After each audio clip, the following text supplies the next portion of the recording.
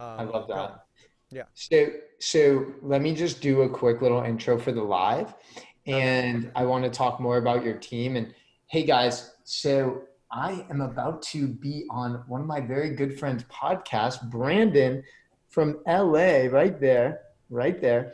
And you guys are going to hear a little bit more about my mindset, my approach to life. If you have any questions, drop them below. This show is going to go live either tomorrow, the next day. So make sure to shoot me a message on Instagram and we can connect. I can answer any questions and you can follow all of the work and all of the journey there. All right. Much love, fam. Let's get it. Hello from Portugal. Oh, this is so fun. Look at this. Look at this guy. He's so TikTok. He's going TikTok live. I mean, just a few months ago, you were doing your IG lives with the podcast. I don't advise them for my podcast clients because of all the bouncing and all the noise and the different audio inputs and outputs that are going. But, if this thing is just going to be capturing that right there, it's not the show itself that's Yeah, live where we 100. are. So, but yeah, man, you've taken a deep dive into TikTok since not just since we last spoken or since I had you last on the show. TikTok has been something that you've really invested a lot of time into. Yeah, it's interesting, bro. Like, are we live or no? The show is recording, yeah. I have Oh, all okay. that TikTok stuff going, me explaining my management stuff. Okay. We got it all, baby. I love that. So one of the reasons, one of the triggers, I guess, that really showed me, holy shit, like this TikTok thing is no joke, is at the end of April, I saw someone, it was like the first time I actually looked at the app and like started consuming content. And obviously, as a big fan and follower of Gary Vee, he's always saying TikTok, TikTok, TikTok, right? And my, I guess, limiting belief or excuse for not diving in earlier was because I was putting a lot of energy in LinkedIn, Instagram, the podcast, and I was like I don't know if I can handle another platform. But what happened at the end of April was I saw this video, like just from a balcony in Miami, recording like just the quarantine action. And it went super viral. It had like 10 million views. And I was like, oh my goodness, like the virality, the reach, the potential of this platform should not be taken for granted.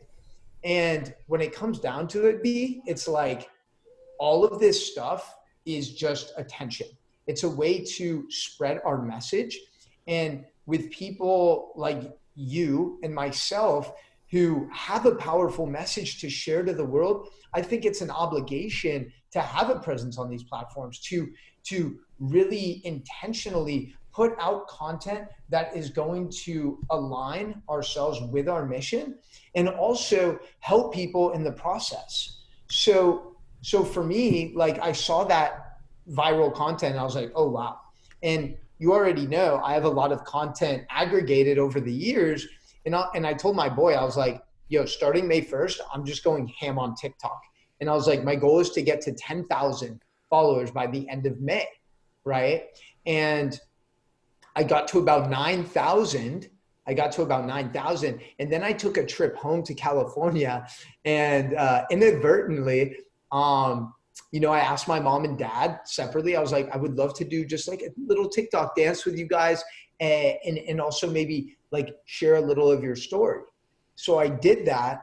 And the one with my dad it's at like 3 million views. And the one with my mom had like 5 million views. And I was like, holy shit. And it wasn't just about like the amount of views, which is also, it's nice little validation, right? But it was the comments that people were putting in, like saying how this really impacted them, how this showed them that, wow, it is possible to get pregnant later in life. It is possible to have a loving relationship with your son. It is possible to cultivate something special and not necessarily give in to societal norms and expectations. So for me, I feel like now I really want to step into my storytelling capabilities. Um, and TikTok is a great way, a great platform for that. And I think a lot of people still have limiting beliefs around it, thinking that it's just like 14-year-old girls doing dances. Well, Um, I think you gotta be careful about that part, just because there is no like age restriction and limit on there, and you don't know what videos you're watching, especially with all the laws around things, especially child pornography. It's like what is what and what isn't what. So I think that's one line that the app isn't you know fully looking into in terms of what people can and can't see. But that's a smaller issue in terms of what you've just sold me on in terms of again, the greater reach we can have and the greater messages that we can bestow. And if there's any generation that's not the most, I wouldn't say impressionable, but the most malleable, better word to use, is the younger generation, you know. Um, and yeah, I have not been using TikTok at all. I was planning on doing one for more of the fitness and what's it called content I use, cooking. But yeah, to jump in there, I was like you said, how much more stuff do I want to make? But I also look at everything's way too in a dollar and cents mindset and aspect. Like this thing has to make X amount of dollars or has to return this amount of things. Especially working with management now. If it's not doing this, why are you doing it? Because it's not making either of us money. So, but no, I totally get, and I definitely, I guess I gotta look into how I can pass on, especially the societal, the community aspects that I want to push, because I don't believe social media actually pushes and spreads in terms of what they claim they're intended to do, they're not actually doing. So how can we leverage those platforms to actually be those arbiters of impacting, societal and cultural change around us? Because, I think both of us look at that stuff, God damn it, and we're both like, how can we do more? What can we do more of? And, you know, COVID, I think, has been a great wake-up call for all of us as a country, because it's, it's forcing us all to look at our shit. Whether you're well off, whether you have been saving money, if you haven't been saving money, if you are healthy, if you aren't unhealthy.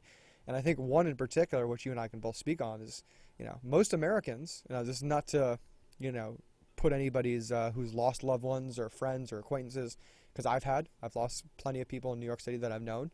But, for a serious point, we Americans, we're not the best forms of health or projections of health out there. And, most of these major corporations or companies, and even medicine and healthcare itself, really, their goal and job isn't there to make sure you're your healthiest or you're your best. The industry's for profit for a reason. It's not for you being the healthiest and best version of yourself. Yeah, 100%, man. And before we tackle like what you just mentioned about the health of this country and the current pandemic, whatever you want to call it, I Well, think it's a pandemic. It's a yeah, global health crisis. I think people need to start facing that and saying, okay, yes, there's a lot of shit we don't know about it still, yeah, and the doctors are doing their best, but at the same time, the thing you and I agree on, and when people are complaining that, oh, I can't go outside, people, I'm being locked in my home, this is slavery. It's like, you can go outside and do some push-ups. You can go for a walk. You can get exercise. Everybody's again going right to the excuse. You could make healthier choices in your kitchen, like sure. all that stuff's there. And I know those are things like you believe in, but people got to like start facing the facts and saying like, okay, this is real. How can I make sure I'm not just protecting myself, but the choices I make are actually impacting everybody around me in a positive way? 100%. Yeah. And before we tackle, the health and wellness stuff, I definitely want to touch and address something that you mentioned about, about like the hesitance to jump on a platform, right? Because maybe immediately you don't see like, okay, this is what it's going to lead to financially. And for me, like you met me probably 4 years ago at this point, and my thing has always been value, bro. Like I'm out here, I genuinely believe so strongly in the message that I have to put out into the world. And I know based on the feedback I've gotten that it's worked, that people have been inspired, people have taken action because of some of the things that I've shared. And for me, it's always a long-term play. Like, I'm 29 years old, and my goal isn't just to make money from TikTok. However, with that being said, how can I, in due time, get people from TikTok to engage with the podcast, to engage with Instagram, to possibly become a client down the road, right? So that is all in due time. However, for now, my intention is just to continue building an audience by creating value and by sharing stories. So that is really my intention in regards to really all social media. And now, a few years later, through Instagram, through LinkedIn, I am seeing how this manifests. I am seeing that because I provided so much consistent value for people over the last 12, 18, 24 months, they trust me. They believe that I can help them get from point A to point B. They believe that I care. They believe that I have compassion. They believe that I have competence. They believe that I have character. And that doesn't come overnight. So, with these people watching right now on TikTok Live, my goal is to earn your trust, is to connect with you, to add value to you, to help you, support you. And then maybe down the road, if I do have a program that aligns with your needs, maybe you'll consider it. And that would be amazing.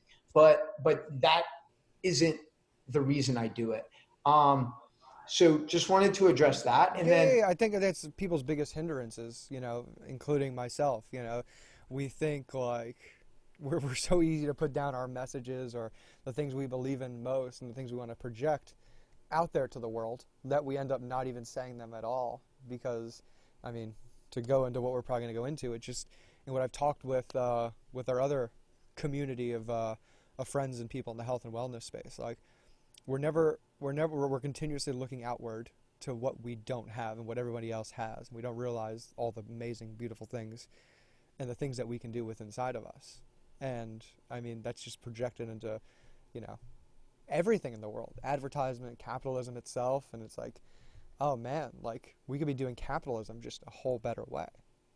And yeah, people have so many great things. So I'm totally with you in terms of like, I think I'm one of those believers in the content space that you need to put out everything and anything as much as you possibly can, especially to be that arbiter of, or the authority over whatever subject matter you could even create and that you want to be the person on. Because in the end, like, as I've worked with you over the years and everything you've done, you've,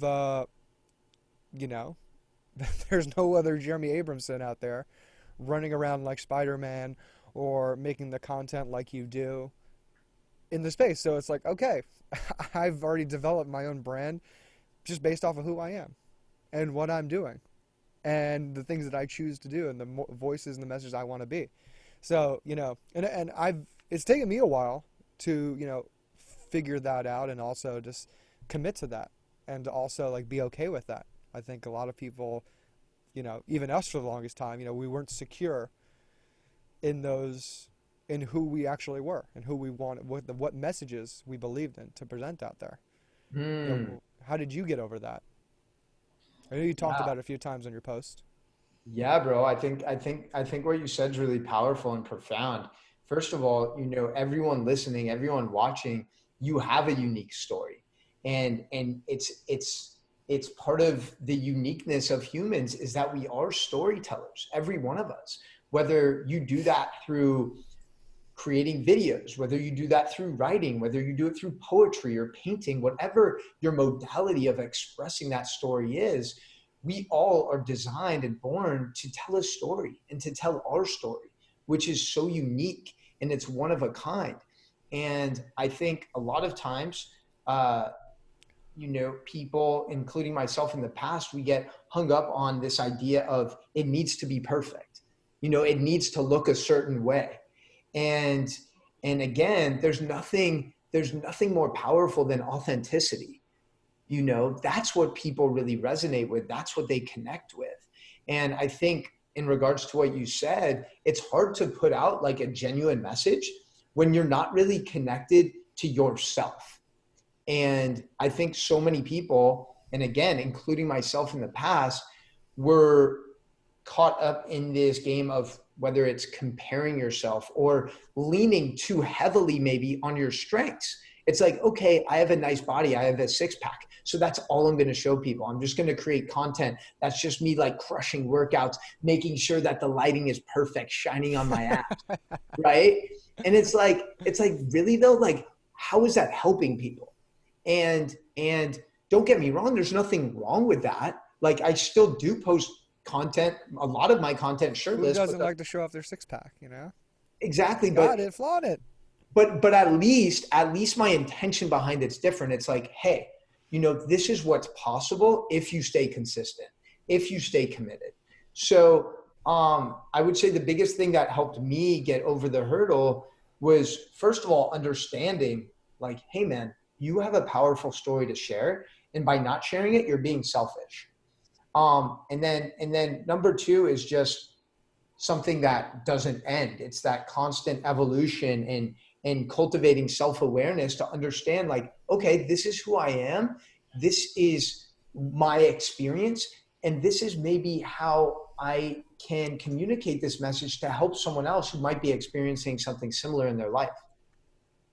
It's and it's so hard because people ask all the time, like, what can I do? Like, how do I do it? Like, what step do I take? And it's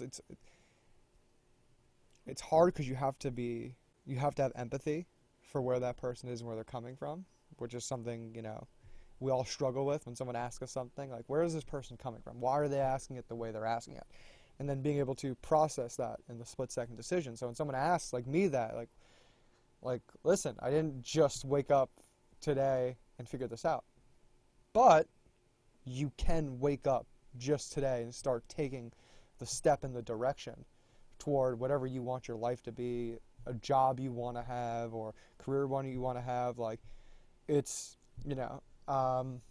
which I want to talk to you about too, is like, how do I put my big goals aside and just say, okay, today I'm going to take a step towards that direction, rather than saying I need to hit the home run, Mm.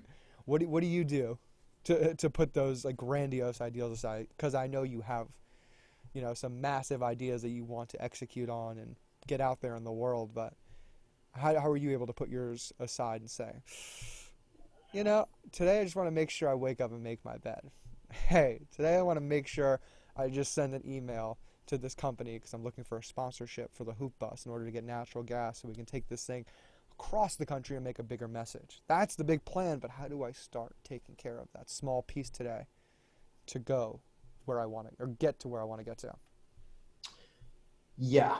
So first of all, man, I mean, in regards to you personally, you know, you have such a powerful story. Like, I don't even think you've scratched the surface in Nope. terms of like telling your story. I mean, you talk about a guy growing up in Davie, Florida, right? Um, I believe it's Davie.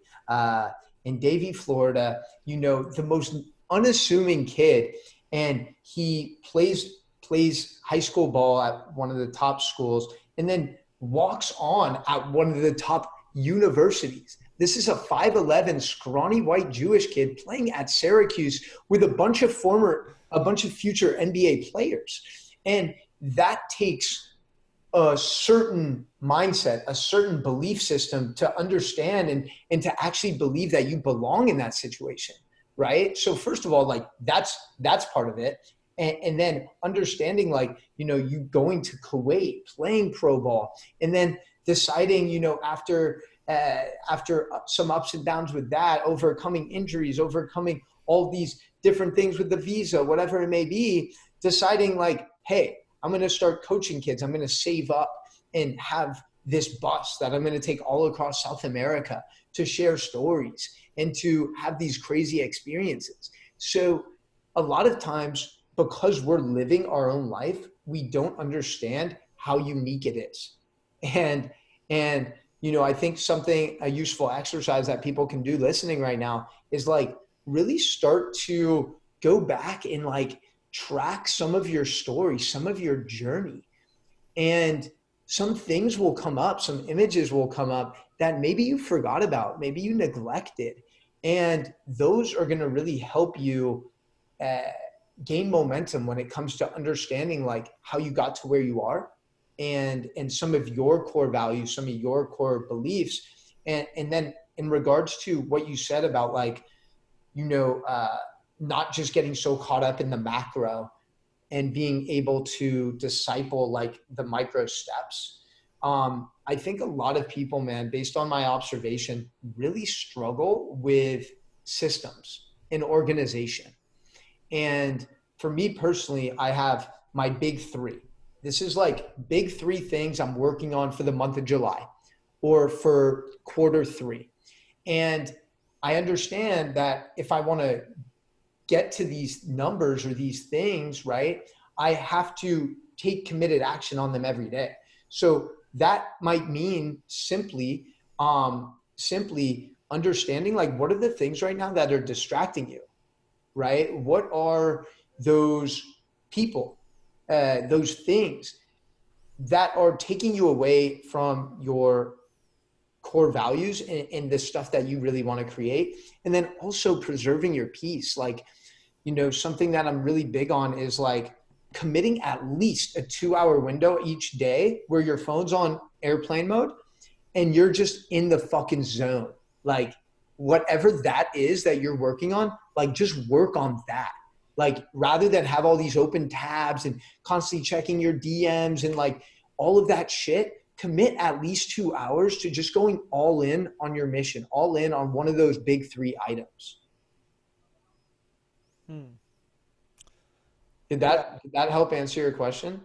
No, it did. I'm just always reflecting back on myself. When I hear someone else who's knowledgeable in the space, the people I get to talk to on the show talk about it, so I immediately reflect on what I'm doing.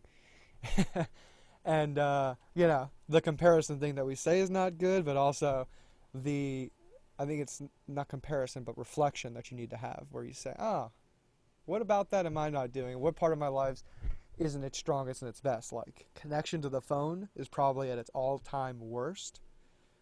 Like, just way too much time. What is your average screen time? What kind of average time you putting up on the phone? Huh. That's a good question. First of all, again, you're providing like a lot of really valuable talking points. So while I don't want to like ignore your question, I think it's important what you said is like it's very easy to get in the comparison game. And this is something I actually was talking to my good friend Adam about this morning, Adam Frater. You know, for those who know, Adam's like one of the biggest influencers in like the fitness calisthenics space. And I've been following him for years. And when I first started following him, it was a lot of comparing. I was like, this dude's got like this sick body. He can do these crazy workouts. He has this many followers. And then I really shifted to like more of a admiration mindset where I was like, yo, I could probably learn a lot from this dude and I want to connect with him. So I was pretty persistent in like just building a relationship with him. And we first connected like during Art Basel in December last year, and we just stayed in touch. And now like that I've been able to cultivate more of a relationship with him, like there's so much alignment and it's like really a beautiful friendship. Um, and then in regards to screen time, I would probably Check, check, say, check, check, check, check, check, check, check, check, check the phone, check are you the saying like phone. right now, check? Yeah, The let's thing hear it. is, I'm on TikTok live. I can give you probably a rough estimate. Is screen time like time that you're actually like on your phone, like either messaging or posting or anything So like that? there's a thing that tracks it. Yeah, yeah, yeah. So I I'm just at I'm at 12 hours daily average. wow. So That's so so I'm pretty sure based on like what I've seen, I'm between 7 and 8. Um, and here's the I thing still though. didn't put you on for still getting that much, but it's I think we're spending the valuable time on there. I think I could still be spending better time on there, but yeah, man, in the evenings I've used to be so good at it. It's so hard to put that thing down now. Dude, it's fucking wild, right? It's crazy that like this is such a new dynamic. Like like seriously the last decade.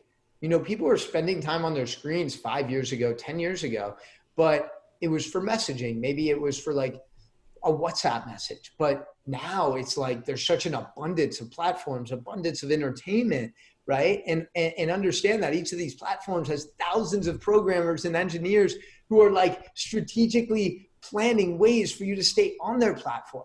So Constantly writing the code, spending a full 24 hours writing code, the code that maintains the walls of this digital world that actually exists now. If you want to say it's the Matrix, like there's this whole digital world that these guys are writing the walls for called code, and it exists in a whole nother realm that you get to jump into. Basically, when you look inside the phone, you're basically like diving in. It's crazy because like 15 years ago I like refused to get a phone. It was like, I don't need one. Like when I first got one in high school, like, okay, I have it to call my mom. Like that was all the utility the phone had, and I barely used it. And then I think once I started text messaging, I got one of the flip phones.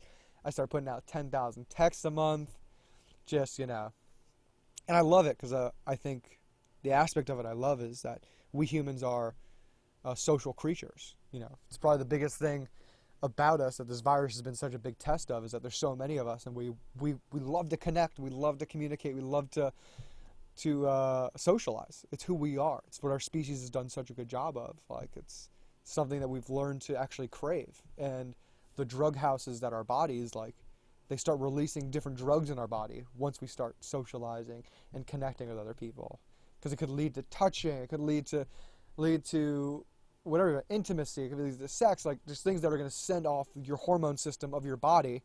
And it's like, now we're telling people, hey, you got to stay indoors and can't do that. Like, not only for a health purpose, but it's like also like we, on a biological level, like we want to do we naturally want to go out and do these things. Our cells, the hormone, the endocrine system of our bodies want to do this. And it's like I said, it's a real test of, hey, can we have 7.5, 8 billion people on the planet? Can we live with this many people? Can we live with this many people that, we're not helping a majority of the planet? Not only live in health, but live in a certain respectable level of non-poverty, we'll call it. So how do we get people, we've uplifted a lot of people. I'm not saying we're not moving in a positive direction, but this is, for humans, we could be doing, like you said, we looked at them, like we could be putting out shit like this. Right now we're just putting stuff out here, and it's good for this many people. Like, how do we make it great for everyone?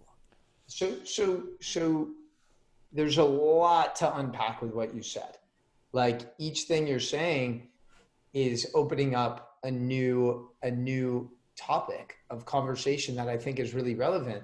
Like right now, Brandon's on his phone, right? So for me, one of the big things is about judgment. Is like, yes, I'm spending this much time on my screen, but you know what? I'm aware of it. First of all, a lot of people are just doing this unconsciously. They're just scrolling unconsciously. They have no idea how long they're spending. If you ask them, hey, what did you learn today? Or what did you consume today? They won't be able to tell you anything because they're just doing it because it's instinctive. They're in line at Trader Joe's, they check their phone. They're at a red light, they check their phone. It might be for 30 seconds, but they're doing it so mindlessly most of the time. And for me, I know that I actually use my phone in a very intentional way. So I don't judge myself.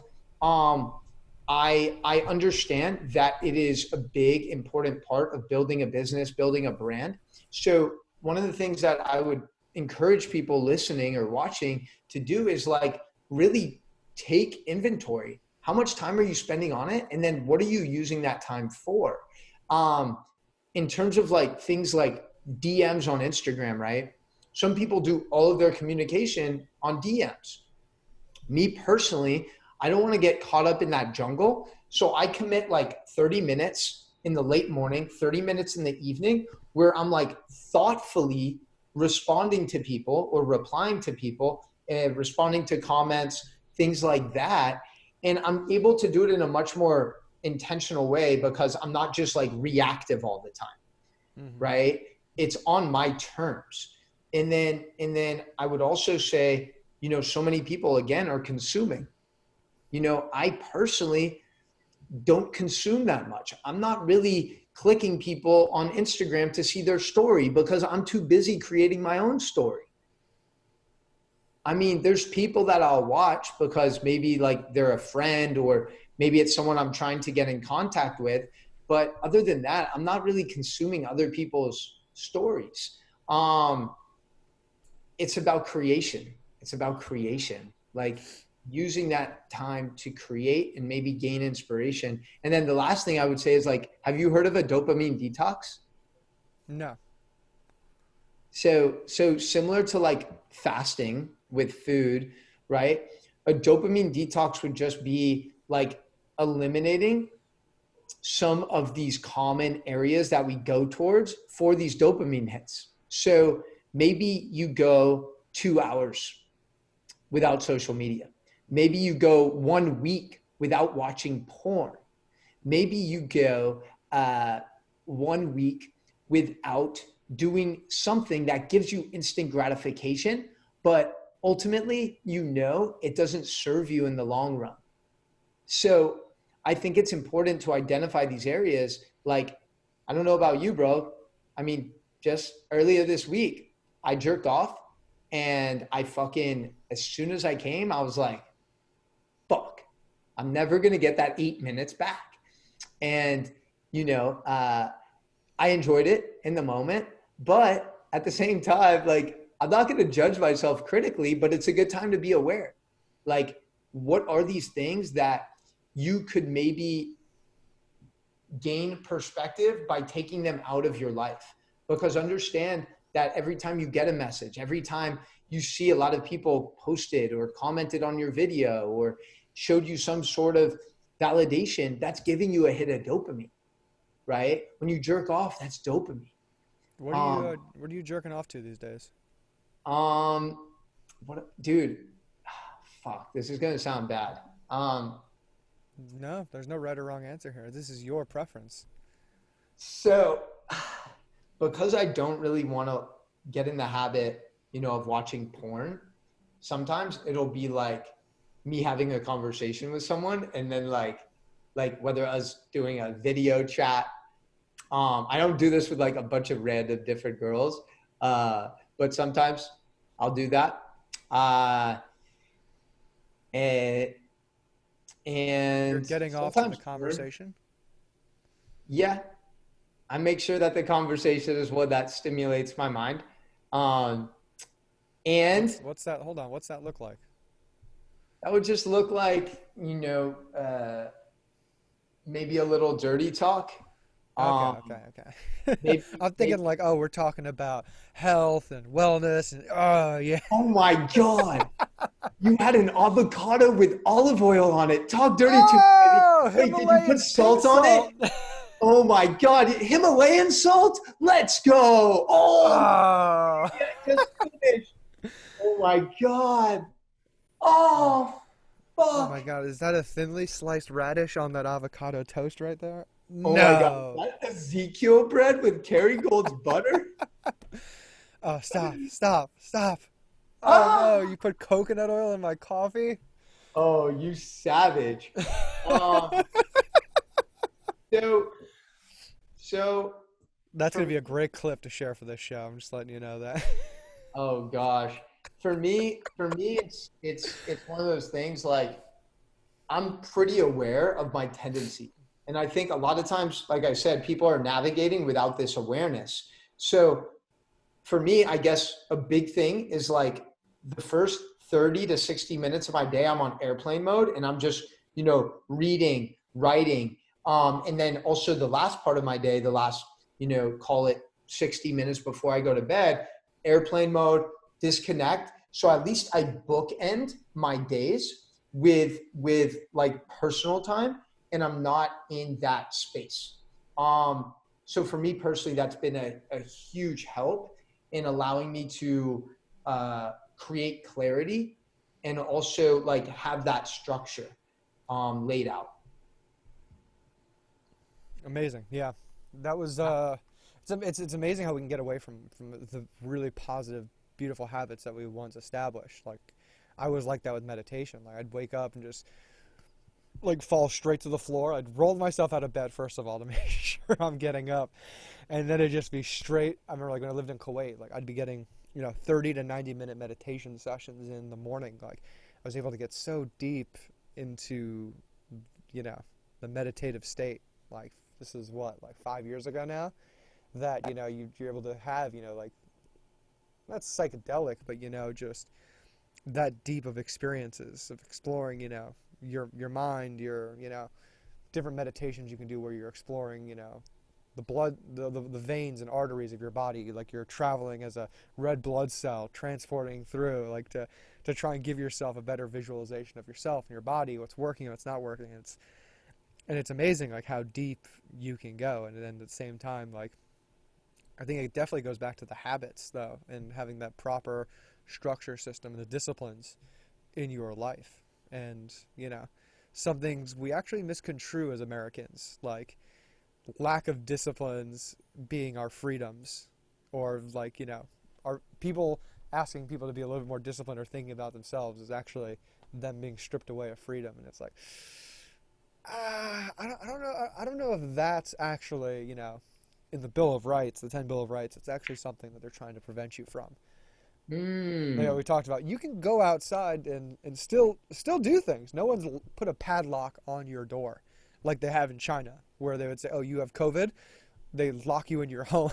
They wouldn't let you out in order to take part of the isolation, part of the like the therapy you're supposed to do once you're supposed to quarantine yourself. But if you found out you have it, you need to be isolated from everybody and anybody to not spread the so-called virus. But yeah, I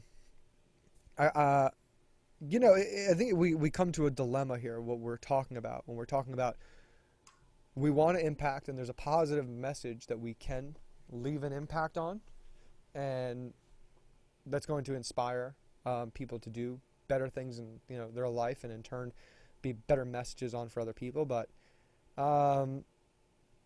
socially and culturally, I think we're still kind of constrained over how fast and how big of change can happen in the world. And I see that with all the old guards, the old guards that be, whether it's politics, whether it's standard medicine today, where everybody's kind of fighting the CDC and these organizations, because it's like, wait, hold on. You told us not to wear masks, but you said you did that because you thought we would just go out and buy the mask. Like, why aren't you treating us like adults? Like, how do you, like, credibility is all determined, especially medicine. It's kind of built off credibility. If you don't have it, people don't believe you, it's going to fuck this. No one's going to listen. We're not going to have, the slight disciplines and structures that we need as a country of 330 million people. Yeah, I want to create a lot more bigger social change for people in the country, but I don't know, man. I'm hopeful. I'm still an internal, the biggest optimist you'll find, but I don't know how we do it, man. I don't know if we can just do it through the content online. I think we still need some action. What kind of, where do you stand with all this? Yeah, I mean, for sure, there's only so much that a post on social media can do. However, that being said, the world we live in, we have to understand where the attention is, right? This isn't the 80s, this isn't the 90s, this isn't the 2000s where people are watching TV and you can catch them on a commercial, or they're driving their car, they're listening to the radio, and you hit them with a radio ad. That's not where the attention is, right? In 2020. So it's about, again, uh, putting out a message that's authentic to you and encouraging people to take action. I mean, so many people, on Blackout Tuesday, they post a black box. Now, I posted a black box. So by no means am I saying, oh, that's not doing anything or that doesn't serve a purpose. It does serve a purpose. However, by just putting a black box, are you doing that because everyone else is doing that? Or are you going to encourage people to actually, rather than just post something, are you going to actually encourage them to speak their mind, right? Whether that is join in on a protest, whether that is, have someone who has a different perspective. Maybe it's having a conversation with someone or just reflecting on your own situation and circumstances. So I think it's very easy to just post something and be like, okay, I did it. Cool. But what are you actually doing? Are you getting out on the front lines? Are you handing out meals to families in need? Are you donating your time, your money, your energy to causes that you believe in that are going to help your community? And it's so easy to think of, like you said, 330 million people, 7.5 billion in the world. Like, it's overwhelming. However, if we can just start like with our own circle, your family, your friends, your direct line of contact, your community, are you making sure that they're doing things to stay healthy? Like, that's one of the first things I talk about, like whether it's with a videographer or someone who's helping me in some capacity. It's like, hey, how's your health? How can I support you? Because ultimately, like, if you're helping me with health and wellness and different things like that, like, I want to make sure that it's aligned with you. I want to make sure that you're doing things to take care of your health, because that's going to allow us to have that much stronger of a partnership. I mean, it's hard to do that with my family right now. They don't want to take any precautions or of that matter. So that's that's been like the hardest thing, being cross country, and you got your family not wearing masks or doing anything, and it's like, you guys aren't the best bill of health, like.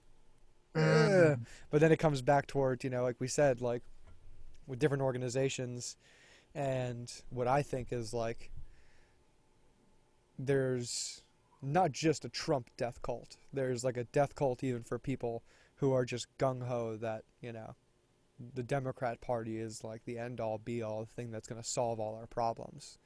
Like, there's like these two death cults on both sides who don't want to hear anything that goes against what they say. Like, you can't even show like, hey, here's a settlement with Donald Trump and Jeffrey Epstein about sexually abusing and raping two like young women under the age of 18. You're like, what? This is like actually a settlement suit right here with those two together? It's like, yeah, that's not real. I don't believe that. Just like, this is a court document.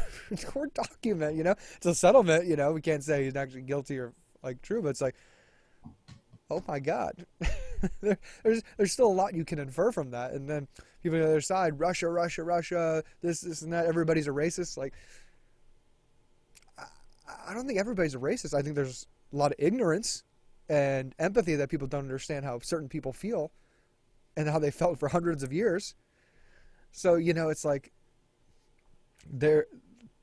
I don't know how we get that polarity, which I would say is, like 30% of each people in each direction, 30% on the left, 30% on the right, who are just like death cultish, and they don't want to hear, and they don't want to listen, they don't want to, and the problem is that's what, 60%, that's a majority, who also probably aren't taking any actions to make things better. Like when you talk about what are people doing, what are the steps they can take, I think I drove through Skid Row on my longboard. I have a longboard, by the way. One of the best investments I made, just being able to go out and cruise at least once a week or get to the beach. Oh yeah, bro. Amazing. Why it's taken me 30 years, I don't know, and I don't care. I got it now. But, you board through Skid Row and it's like, oh my God. Like, how does the rest of one of the wealthiest, you don't even look at California like a country, the sixth wealthiest country in the world. Just California by itself. Or I think it's fifth now. With the amount of money that comes in, just like, wait, this happens right here? We decided that these are the people we're just going to give up on and just say, hey, here you go.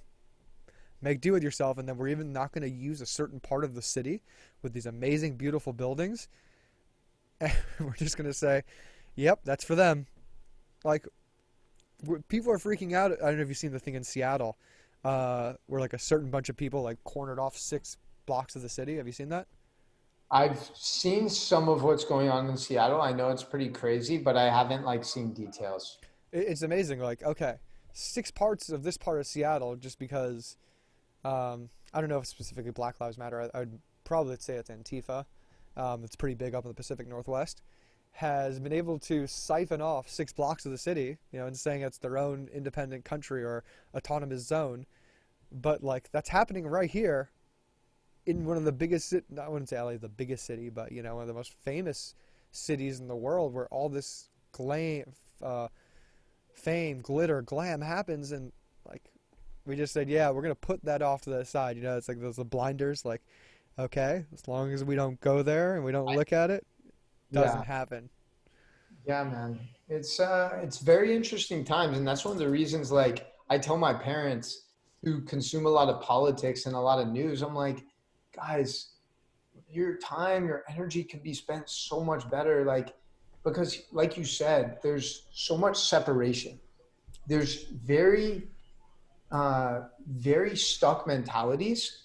And don't get me wrong, like this, what's happening right now, like it's going to invoke emotion. It's going to invoke passion. So I'm not saying like, don't stand up for what you believe and don't voice your opinion.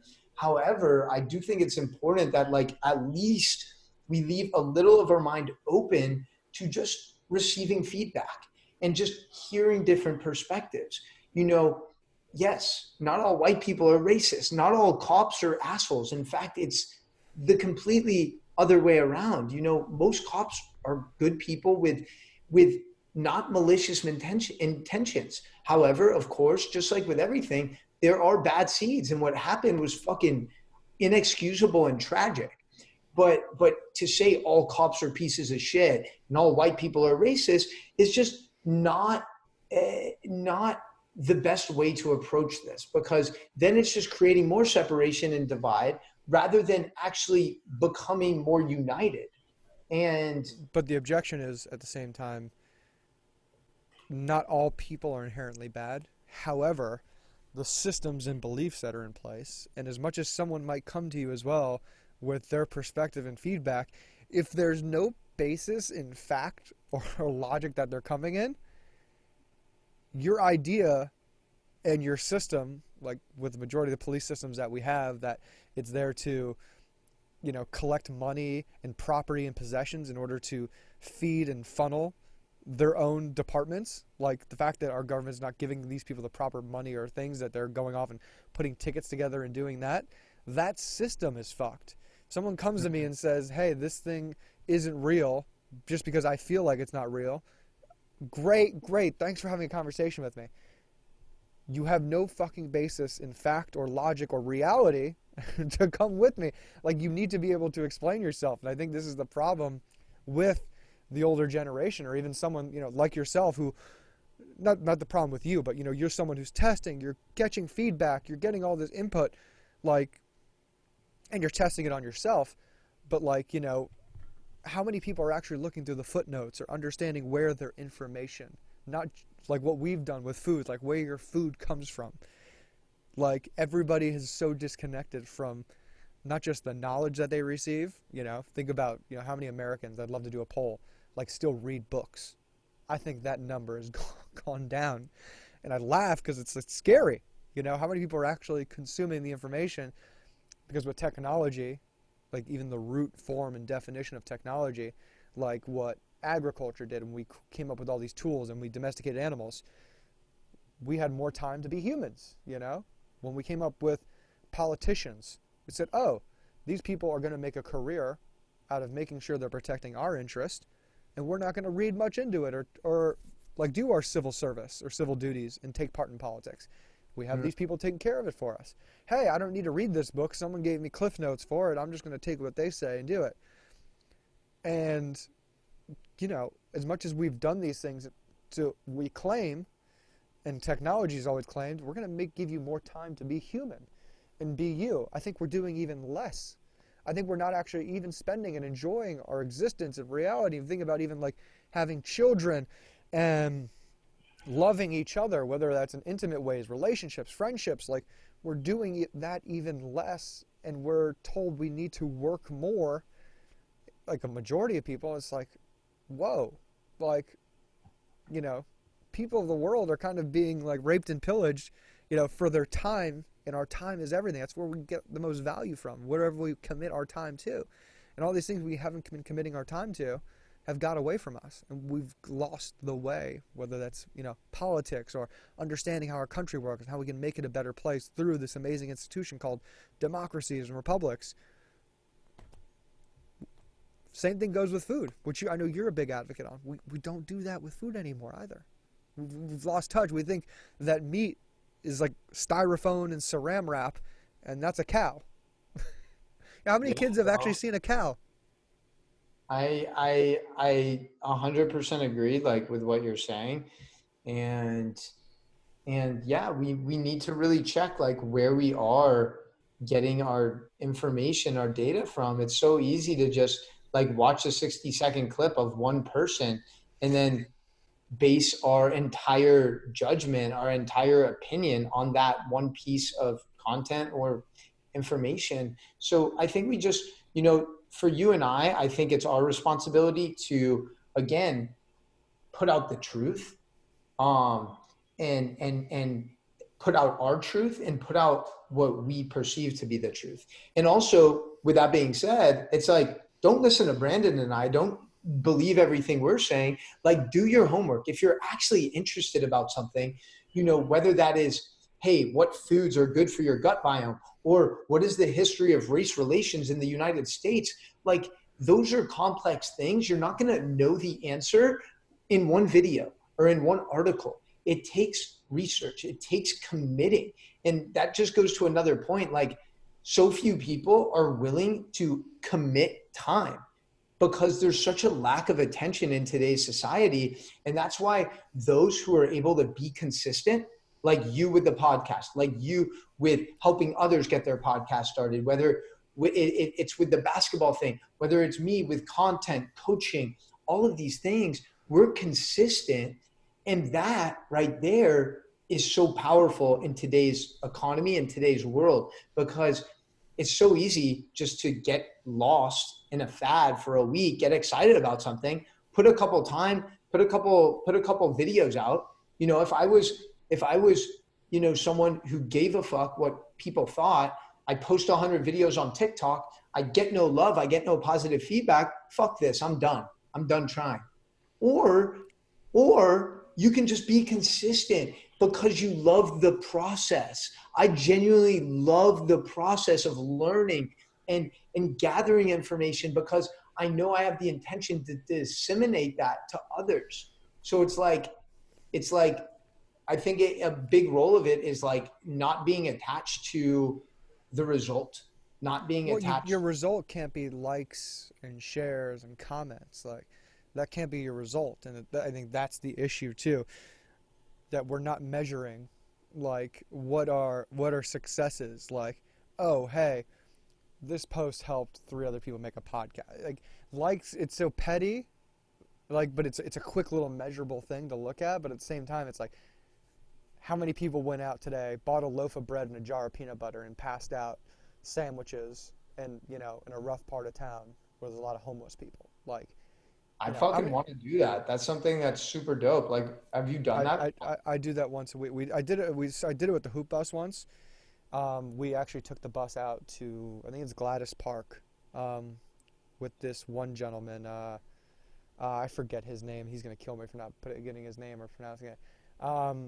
And one of the co-founders on the bus, Elliot, he had worked with him on the idea to go out to Skid Row, and we made a bunch of sandwiches, and then made like some care packages with some toiletry and hygienic products to pass out. And we made some brown paper bags, and we not only just did that, but we went down there to hoop with everybody who was at the park who wanted to jump in and play basketball. And for me, that was like one of the big selling points on the project. Like, how much change and how much, amazingness this project has, where it was just like, oh, hey, we're just going down there today. And again, I was probably the biggest hesitator, person hesitating once we were there. We're in Skid Row. This is, I'd been done some stuff down there, and it's like it's intense, and I highly suggest you take a cruise, drive through there, experience it, because it's sad that this is happening in America. But anyways, you know, I'm the bus driver. I manage this thing, and it's like, okay, I gotta keep these keys close. You know, we don't have all the full locks and security system on the bus. You know, we have a bunch of cameras and equipment on there. All the photographers and videographers we have. I gotta stay there with the bus, and I gotta watch it. And it's like everybody's out there hooping, and it's like, wait, like let me get out there too. Let me get out there and hoop and pass out these bags and sandwiches. And I went out there, and why I do this podcast and why I do everything. I believe conversation is such an important thing. It's a dying art form, I would say. The fact that most people are just so hesitant and scared to go out and communicate with people, but I think that's where, shut up and listening sometimes to what someone else has to say, and then even you getting the chance to express a thought to what someone else says or something you believe in is a very, not just rewarding, but it's enriching in your in being human itself. And slapping high fives, giving hugs like the people you're hooping with, like you're just like not even thinking this person's homeless or this and that. It was like the complete dehumanizing block, which is a credit to the game of basketball first and foremost, that what sports can do in that sense. Basketball has allowed me into so many doors around the world. I remember that kid Kazuhuki, Kaz, him and I spoke no English. I remember he stayed with you. That was super epic. Him and I spoke no Japanese, he spoke no English. And in 2 weeks, I turned him into enough of a professional basketball caliber that he, is playing professional basketball in Austria this year. With no language communication skills at all. We were able to, through the game, through the steps and a few words that we picked up when we started working together, the best and most important one, nagare, which means flow. You have to be able to flow on the court. And once I was able to find the word that translated, when I could translate that word into Japanese, flow, and demonstrate that word with what I was saying, it completely started flowing and moving to the things that I needed him to do and wanted him to learn. And again, that's like a 2-week story right there in my life. Like, this kid found me on couch surfing, flew across the world. We turned him into a professional basketball player. Bro, and that's so beautiful. Like that. And those are the things, honestly, like too. How did he find you, by the way? Couch surfing. He sent me a message and it was like the weirdest message. And naturally, I fuck with a lot of people. Like, I love trolling and I love messing with people. I think my family and friends, I've pushed it so hard and far, the trolling that I do, that some friends have gotten very upset with me, and even family over the years. But I get this message like, hey, are you a basketball coach? And I'm like, before I even respond, because I'm always on my couch surfing up, I have people from all around the world come stay with me for free, because as a still a person who travels, I don't stay in a hostel or couch surf as much or anymore. I make enough that I can go stay in a hotel and actually be comfortable where I want to go. But I do understand, people who want to see the world, who either don't have the dime to do it, and, they don't believe and buy into the systems that you or I may, don't believe in as well. That, yeah, if I can just give you my bed and a place to shower and rest your head so you can go and live life the way you want to live it, I think that, first of all, I'm inspired by you for going out there and sticking to it. If all I have to do is give up my bed for you, and I'm obviously going to cook for you. You're staying in my home. Like, listen, I hate when people ask me when they come in the home, hey, is it okay if I grab this or touch this? I'm like, what? Like, what do you want to eat? First of all, let me make you something for you. You're in my home. Like, you're here under my roof. Like, that's just like human hospitality 101, which it blows my mind that people don't look after their fellow man or woman. Or when I mean man, I mean humans. So, yeah, I think that not enough people couch surf, not enough people help former travelers. I know this COVID thing is going to set that back a lot with everything, in terms of, people are going to be a little more on guard of who they let in and why they let them in. But, this kid found me on there. He comes over, and before I can respond to the message that I'm a basketball coach, he sends me internet, messages this big, which is That's huge online. It's going to take like 20 minutes to read through. And I sift through it and who he is, and he's a basketball player in Japan University. He'd rate himself like a 4 out of 10. He's not that good. And he's looking for a coach, and he's willing to fly across the world and do this. First of all, right away, I think, like, who's fucking with me? Who? This just can't be a real story. Like, who the fuck? Like, it's got to be one of my friends. I knew exactly. It's probably Adam and Zach, and they're fucking with me. And I kept Yeah, messaging your group of friends are pranksters, bro. They savages. they exactly. No one's safe. But also, I think it's a very masculine form of affection that most women don't understand. Like showing when you play a prank on somebody or you tease them, like that is so ladies, like that is just like the biggest masculine form of affection when I, men do that to you. I think that's actually a good point to like talk about, is like the masculine and the feminine. You know, I'm not sure if you've read The Way of the Superior Man, but definitely recommend this book for all men out there, powerful men, and also women. I think it'll like really shed a light on this. And I think what happens, man, like I've learned a lot about this, and it's something I've experienced, in relationships, is that a lot of times before we have a wife or before we have a partner, before we have kids, before any of that, we have ourselves, we have our dreams, we have our mission. And sometimes we let our dreams dissolve as we get into these relationships or these partnerships. And what I think is really common in relationships with like men and women is, a lot of times we as men, we have this mission, we have something that like we're super passionate about, and we don't necessarily communicate that to our partner. And what I've been super intentional about, like early on, if I'm getting involved with someone, is I'm like very transparent. I'm like, my mission is so big, and that's my first priority. So I just want to put that out there. And also, I'd much rather be present with you for 30 minutes and not be distracted, not be focused on anything I have to take care of, than hang out with you for 2 hours where, I'm thinking about that shit that I have to do or that I didn't do. And that's just the way I operate. And I think it's the way a lot of, type A guys who are driven, who want to get a lot of shit done and create special things in the world. And, I know your past relationship, you might be able to relate to that. And um, a lot of times we don't have that level of communication, but understanding that, the way of the superior man is uh, to chase your dreams, to live in purpose, to live with your mission being the top priority. And that doesn't mean you can't be in a really healthy and happy relationship. In fact, it means like if you're fucking the shit out of your mission, like if you're crushing whatever it is you want to get done, that probably means you're fucking the shit out of your woman. You're going to show up in a powerful way in both areas, in all areas. So if you feel like you're playing small or you're losing touch with what that purpose or mission is, you're probably not going to show up in a powerful way, whether it's for your woman, whether it's for your family, whatever capacity.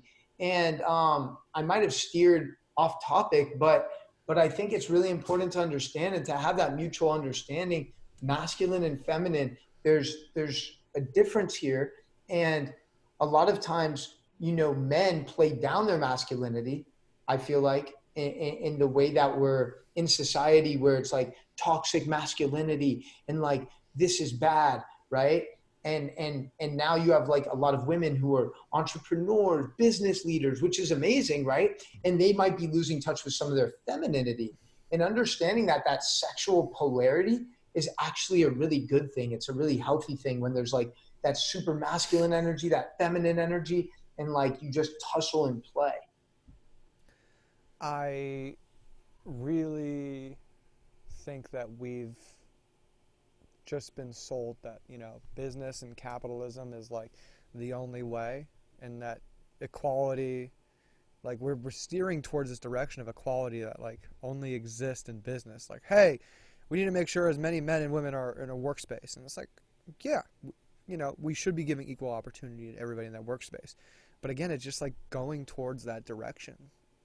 And it's like business isn't the only aspect of the things we need to be doing to be better as, as different sexes and now different, I don't know, is it genders or sexes, like that there's X amount of these days that, what you can identify with or even like change your biology to be. Like, we're these human caterpillars that are constantly tinkering with ourselves to ball up in a cocoon and to be a different butterfly. Now we can do it with science. So it's amazing and it's fast and it's crazy. But it comes down to all those things. We're trying to go so far away from ourselves, and so we understand who we are and how we can just be better, like I said, as different genders or just people in general. I mean, like, for example, with men, I mean, I'm probably the worst, and I've got to do like even more work than I do, but to be or show those more sides of femininity, or just to just respect that energy, and show that to a woman. Like, it's so hard, being the type A, the crazy stubborn man, who's got to be too tough and too strong to show emotion and feeling. It's like, what do you do, and how do you are able to get more in touch with that side of yourself and even display those things? Yeah, for sure, bro. Dude, real quick sidetrack. Do you ever still talk to May? May, shout out to May if you're listening. I do not. Do you? Bro, like I've been trying to get in touch with her and she just ignores me. Does she have an Like, Instagram? I don't even know where her Instagram is. yeah, I've sent her DMs, I've sent her texts, like she sees them and Let me see if I I still even have literally her phone number. I should still have her phone number. I should shoot her a line. shoot her a May was. line like, yo, I hear you're not responding to my I literally like this is so off topic, but We'll follow up it's on her number after this. I'm actually gonna follow up with May. May, we're gonna find you. yeah, and I was like, I'm single and I'm like, fuck, this girl, we spoke like a few years ago, right? And I was like, and I literally told her, like, I was like, at least tell me fuck you and say that you're not interested rather than just like being childish and reading a message and not responding. Anyways, that's off topic. Um, but I think it all Amazing. goes back to what we touched on earlier, man, is like is becoming more aware of your truth and understanding that there's so much power in your authenticity and sharing openly. And for me personally, like I think a big reason people don't share openly is because they fear judgment. They fear what people are going to say. They fear people talking shit about them. Well, I'm just going to tell you right now, people are always going to talk shit about you. There's always going to be people that criticize you, regardless of what you're putting out, of what you're doing. There's always going to be people that do that. Are you going to live life based on those people's words and expectations? Or are you going to live life on your own terms?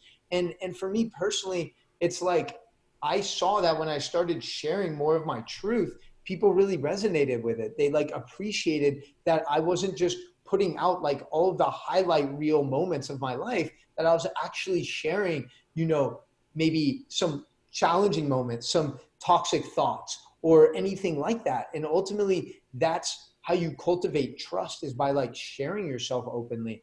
And, in relationships, I think unfortunately, like so many people put up walls because they've been hurt in the past. They haven't had their expectations met.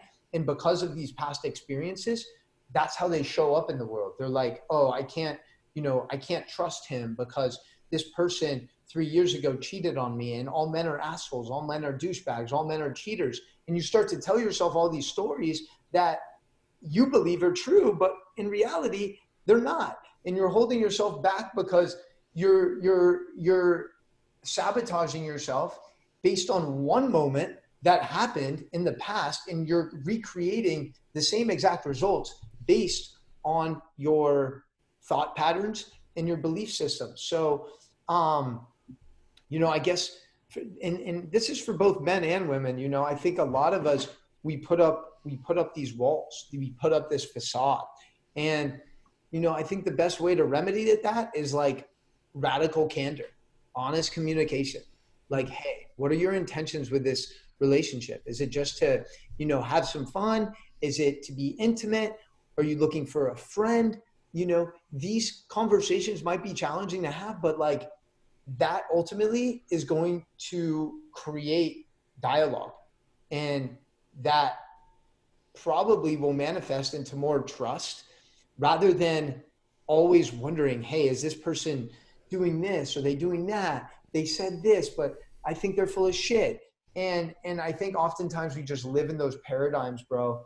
Um, and I really think like, communication is such a powerful thing that Mhm. oftentimes we don't utilize. It's Well, just it starts with, our parents, and I think it starts with our school teachers, and, I don't think a lot of people have the best role models or the people you spend the most time with, end up being the greatest people in your lives. Sometimes, like some people, role models are more influential, but the problem is a lot of people's role models don't end up being their parents, or they don't end up being, even their school teachers. And these are the people that our children of, society, our culture, spend the most time around. And it's like, why aren't we making sure if people are going to be having offspring that they are great people? They're people that, again, there's no judgment towards the past and parents in the past who've done bad things maybe to children then, but I think like especially talking about the relationship between men and women understanding as well as men understanding and listening and trying to figure out, not looking at everything so piece by piece like an engineer, but like more of like, okay, what is this person trying to say to me? I think you know just the way boys are treated in school, because I've worked in preschools for my mom's old company teaching life aspects through sports, and you just you know I know one of those is like in healthcare too, like when black women are seen to be able to tolerate more pain, and so they don't get as much medicine or treatment. And it's like the same thing with young boys in school, where it's just like teachers just yelling at them and being a little bit more aggressive towards them, especially these are some boys young as 3 to 5 years old. Again, we talked about before, like even boys that age, like the way they show affection, especially when they're figuring things out, is with name calling or teasing, or they're a little bit more rambunctious too. So it's just like some of the treatment they get, it's just not in a positive direction. You're just like, wow, these are the school teachers who are predominantly women too, and it's like, ah, yeah. like that's not great.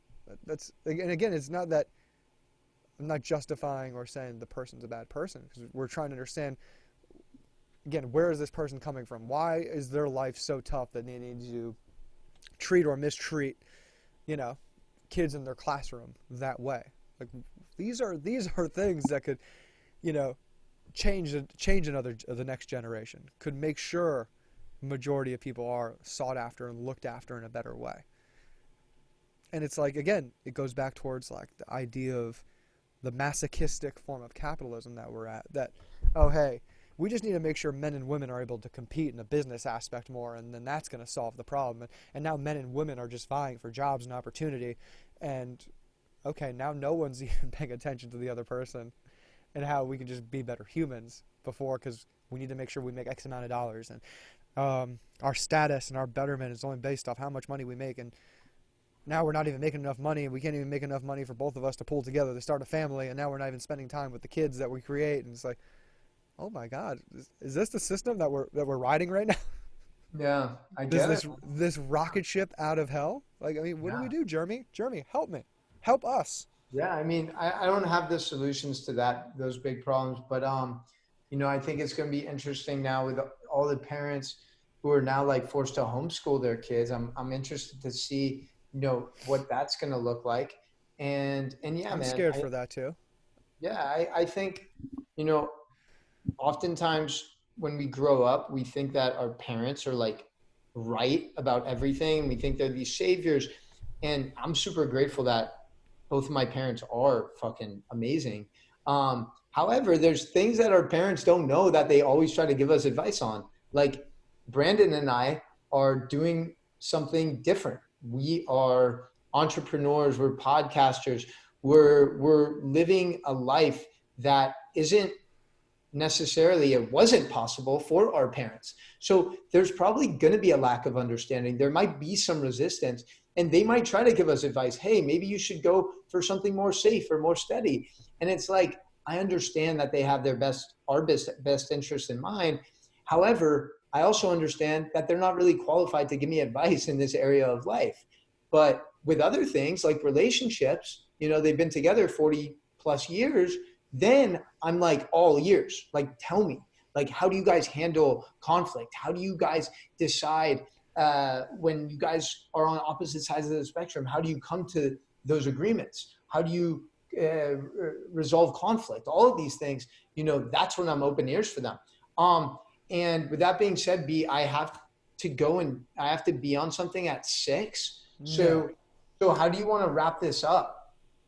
Well, how do I want to wrap it up? Wow, you grant me so much affordability. Thank you, Jeremy. Well, first of all, I just want to, thank you for coming out. I know you are the hardest person to book these days and to steal off your time. Now that I know, I got to make sure I catch you in these late afternoon windows to get a message from you. Late morning, late afternoon. So now I know how to squeeze myself into your day. But no, man, I just want to say I'm proud of you. I'm proud that you're, seeing you come from your journey when you moved to SF to South Florida to be consistent, and that everybody who's watching this, takes, whether you want to say Jeremy's successful or he's unsuccessful, however you want to judge him, he's doing what makes him happy, and you need to find a way to stay consistent, and passionate and true, and then commit to whatever that message or that thing may be over time. And then I might say it in a little bit more brutal way. You can't be afraid to get a shit taken on you, because your first video is not going to be great. Your first speech you're going to make is not going to be the best. But, as long as you can say and be open to the criticism that's going to come, and take, be able to filter through that criticism once it comes in, to start implementing those positive changes you can make to start being better and to be eventually the best at what you want to do, you're going to make it. And to remember that, whatever you want your unique experience to be, as much as I know everybody comes from different backgrounds and isn't maybe as fortunate or have the position to be, to get where they want to get to, it starts with a question. It starts with reaching out to somebody. And if you can make that step by just sending a message to somebody to ask for help or ask for guidance, you've took a step in the right direction. And I want you all to do that today. It's my positive message I'm sending back out there.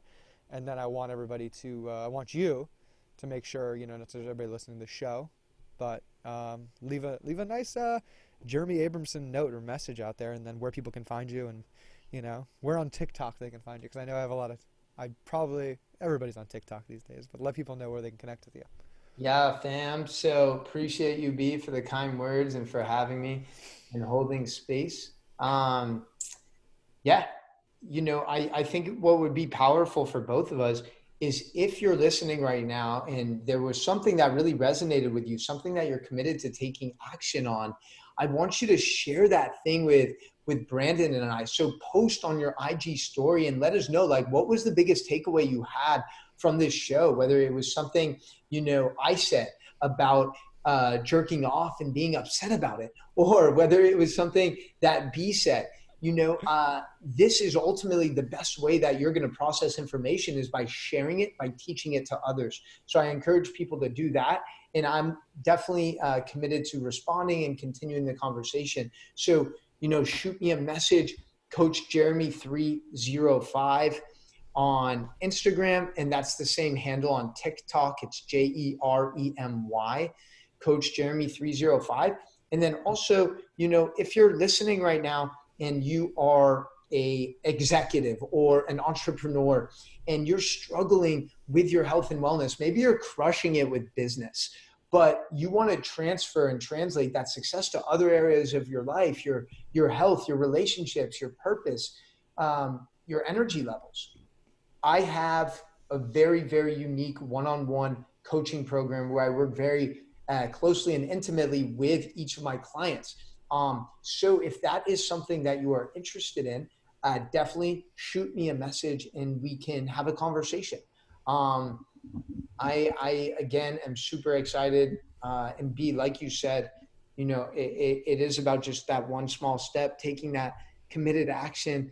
And, and yeah, guys, as we start a new month, we start, a new season, we start new possibilities, new opportunities. So really just being a little more open to receiving all of the gifts in your life, all of the opportunities, all of the possibilities. They're so abundant. This world is so abundant. Your success doesn't have to come at the expense of somebody else. You have such a unique ability, such a unique gift to share with the world. And I just want to encourage everyone to start doing that and stepping into their power. Beautiful, man. It's beautiful. So glad we met those 4 years ago at Warrior Basketball Academy. Shout out to B and Lewis for hiring the both of us, letting us pass on amazing skills in basketball and physical education to these kids. And real quick, Jeremy, I'm going to sign off the show. Thank you again, Jeremy. Love you, brother. And thank you, everybody, who's tuning to the show. If you're watching this on iTunes, if you're listening to this on iTunes or wherever you may consume the podcast, I know where people are listening. I know where you're listening, so it's just going to be iTunes probably. Go ahead and subscribe to the show. Please leave a 5-star review. It's how people can rate and see that. We're almost at 200, so shout out to everybody who's left a review there. Massive thank you to all of you. And if you're watching this on YouTube, go ahead, subscribe on the YouTube channel. Give this a share through Facebook or Twitter. That's always massive when we get shares like that, especially if you enjoyed these conversations. And there's plenty of other conversations like this I've had on my show. I've had 2 other people that Jeremy and I are affiliated with on the last 2 episodes, Jeff Schub and Danielle Gertner. Shout out to both of them. They're amazing in their own rights. And yeah, if you want to support this show, we're on Patreon. You can support this show, get some amazing perks and benefits when it comes to this show. And yeah, that's it, guys. Get the hell out of here. Get off my fucking bus. Get out there and do what you got to do. Build your own bus. Get your own vehicle to wherever you have to go. We'll see you next time. Peace out, fam.